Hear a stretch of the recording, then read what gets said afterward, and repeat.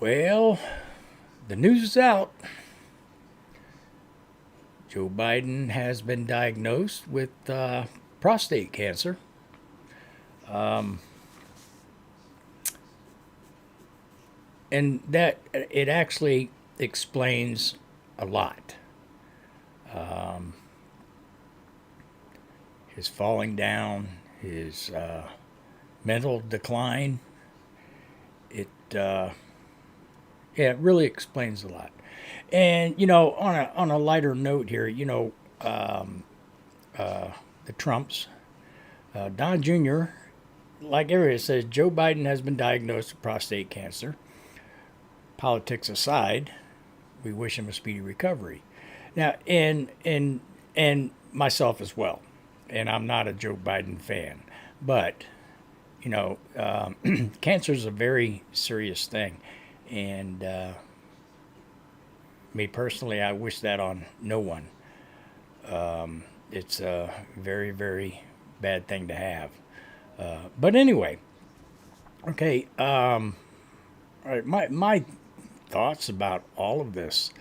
You look back in time. This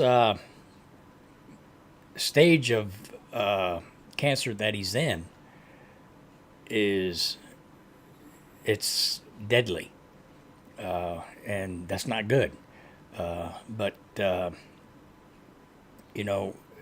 he's obviously been getting fake physicals, not really diagnosing him or going through him like they're supposed to, and checking him thoroughly, like doctors would do on a president.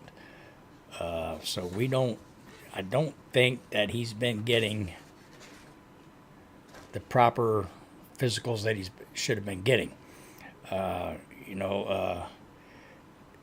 These may have caused his. It says it metastasized to the bone.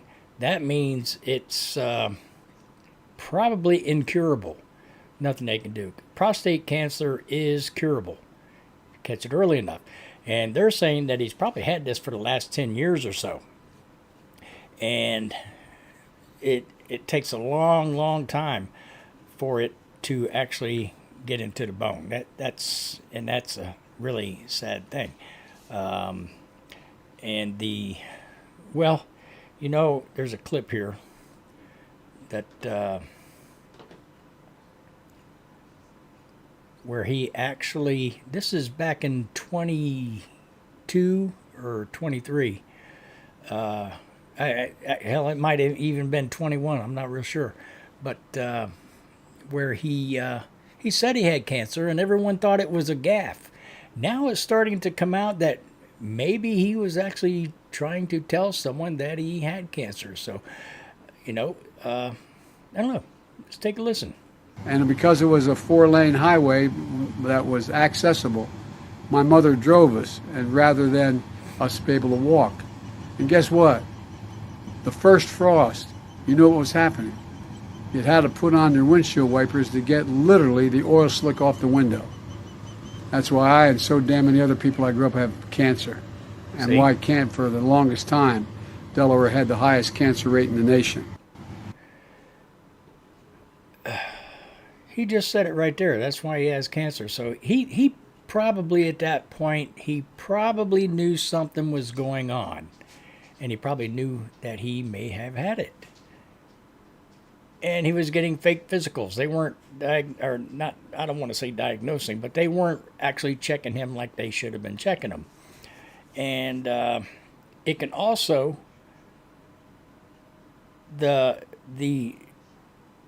some of the treatments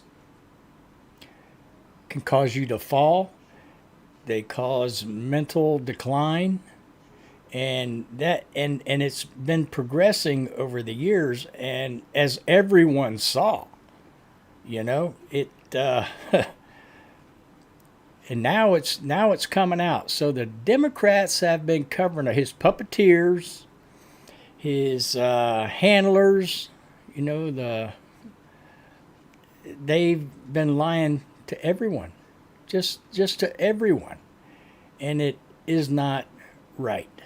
It is not right at all. And I feel for the guy. Like I said, I'm not a fan, but I feel for the guy. And here, check this out. It said Democrats orchestrated the biggest crime ever committed against the American people, telling everyone that this man was competent when he wasn't. He wasn't competent because he was probably going through these cancer treatments, which also would explain why he laid on the beach all the time and took all these vacations and only spent 400 days in the White House out of 1,300 and something. It really explains a lot. So my final thought on this is this. Lies. The official language of the Democrat Party. There you have it. I don't get it, but I do feel for the man. I hope he does have a speedy recovery. I hope he recovers, all in all. He don't deserve to go out like this, but, like they say, is what it is. But now all the truth is starting to come out and it's starting to catch up to the Democrats. They need to stop their crap. They need to get on board and stop their lies and work with the president and stop all this